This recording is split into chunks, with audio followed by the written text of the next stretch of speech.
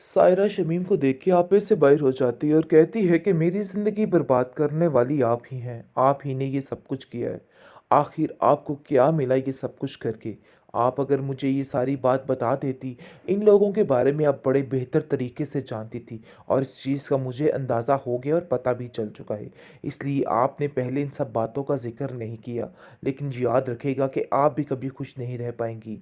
जिस पर शमीम कहती है कि अरे भई क्या तमाशा है, तुम्हारी ही कोई हरकत होगी जो रज़ा ने ये हरकत कर दी, वरना मेरे ऊपर इल्ज़ाम तराशी करने की कोई भी ज़रूरत नहीं।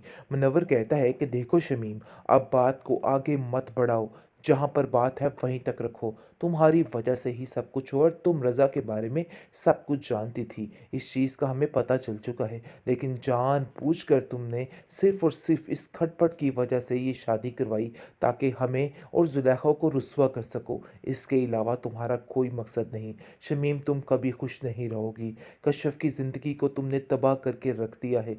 मुझे समझ नहीं आ रही कि आखिर ये सब कुछ करके तुम्हें क्या मिल रहा है? आखिर तुम क्या चाहती हो? देखो अब्दुल बारी, कभी भी अपनी बहन की बातों में मत आना। इसकी वजह से आपका घर खराब हो सकता है। मैं आप लोगों को बार-बार समझाने की कोशिश कर रहा हूँ कि ये औरत बहुत ही चंडालन टाइप औरत है और ये कुछ भी कर सकती है। आगे से आप देखेंगे कि सरवर कहता है कि तुम तो बढ़ते ही जा रहे हो और तुम्हारी ज़ुबान मेरी बेटी के बारे में कैसे ऐसे बोल सकती है? तुम्हारी हिम्मत कैसे हुई मेरी शमीम के बारे में इस तरह की बेहुदा बातें करने की? जिस पर आप देखेंगे कि इस दफ़ा ताला मुँह का मुनव्वर भी तोड़ देता है और कहता है कि अगर मेरी कश्यप के बारे में किसी ने कोई बात की, तो मैं एक पल नहीं लगाऊँगा अब किसी को ज़लील करने में। अब मुझे समझ आ चुकी है कि अपनी औलाद अपना अपना ही होता है। इसलिए जो कुछ भी है, अब मैं अपनी बेटियों के बारे में एक लफ्ज़ नहीं सुनूँगा, चाहे जो मर्ज़ी हो जाए। आपकी टाइम बंद नहीं हो रही है और आप चुप होने का नाम नहीं ले रही। लेकिन ये शमीम चाहती ही ये है, क्योंकि जब तक कोई ना कोई नया तमाशा नहीं क्रिएट होता, शमीम को सुकून नहीं आता। बस इसका दिल होता है कि आए दिन कोई ना कोई नया मुश्किला रहे और सारा सिस्टम जो है ख़राब होता रहे। लेकिन बहुत ज़्यादा समझाने की कोशिश कर रही है कश्यप की माँ और कहती है कि परेशान नहीं होना, इन लोगों की बातें बहू बहू करने वाली है और इन लोगों को इनके हाल पर ही छोड़ दो। लेकिन अफ़सोस इस बात का है कि ताया जान साथ मिल चुके हैं और आकर वही शिकायत कर रहे हैं कि देखो कश्यप को समझाओ। मुझे लगता है कश्यप की तरबियत करने में आप लोगों की काफ़ी कमी रह गई है। आप लोगों ने उसकी तरबियत पे ध्यान नहीं दिया है। काश आप उसकी बातों को समझ लेते और फिर आपको ये दिन ना देखना पड़ता। जबकि ये लड़की इस घर में आई है, हमारे घर का तो हालो बेहाल कर दिया है। मुझे तो समझ नहीं आ रही कि आखिर ये कश्यप चाहती क्या है। पहले देखे कि अब्दुल बारी किसी भी तरह से सेट नहीं है, लेकिन मजाल है कि इस लड़की को कुछ समझ आ जाए। आए दिन कोई ना कोई नया रंग में बंग डाल देती है। लेकिन दूसरी तरफ सायरा ये सब कुछ जान के काफ़ी उदास और परेशान हो चुकी है।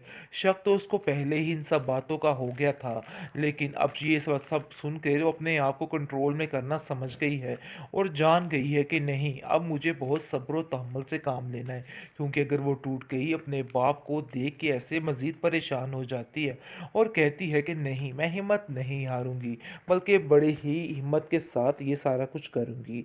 इसलिए आप देखेंगे कि वो कहती है कि बाबा जनाब बिल्कुल भी परेशान मत हों, सब ठीक हो जाएगा। मुझे इन सब बातों की कोई फ़िक्र नहीं और पहले ही अंदाज़ा था कि ये सब कुछ होने वाला है। लेकिन आपको परेशान नहीं होता, इन लोगों की बातें सुन के एक कान से सुने और दूसरे कान से निकाल दें। बेहतरीन ड्रामा सीरियल आपा शमीम की इस एपिसोड में आप देखेंगे कि अपना रंडी रोना पड़ा हुआ है, लेकिन ये औरत यानी कि शमीम आपा अपनी ही डाल के बैठ चुके हैं। शदीद परेशान है कश्यप के माँ बाप इस बात के लिए कि आखिर रज़ा ने क्या किया और कैसे धोखा दे दिया। इतना बड़ा धोखा कोई कैसे दे सकता है? लेकिन ये बात हज़म नहीं हो रही है और आ जाती है शमीम और पहुंच जाती है अपना दंगा फसाद वहां पे शुरू करने के लिए। आकर कहती है कि चच्ची जान एंड चच्चा जान, गौर से सुनिए मेरी बात। आपने अपनी बेटी की तरबियत किस तरीके से की है? मुझे तो समझ नहीं आ रही कि इतनी लंबी ज़ुबान आखिर कैसे किसी को मिल सकती है। जिस पर आप देखेंगे कि उसके चच्चा जान उसको कहते हैं कि तुम्हारा दिमाग ख़राब हो गया है। किस तरह की बेवकूफ़ों वाली बातें कर रही हो। कश्यप रोकने की कोशिश करती है शमीम को और कहती है कि बाजी ये जगह नहीं इस तरह की बातों की। प्लीज़ शमीम आपा अपनी ज़ुबान को थोड़ा सा ज़िप कर लें। लेकिन जी कहाँ सुनने वाली है, क्योंकि उसको तो मौके पे चौका मारना होता है और वो समझ रही है कि बस यही मौका है कि सब कुछ ख़त्म कर दे। और यानी कि पूरे तरीके से उसका प्लान है कि अपने चचा जान को हॉस्पिटल पहुंचाया जाए, जिसकी वजह से दंगे फसाद आके शुरू कर देती है।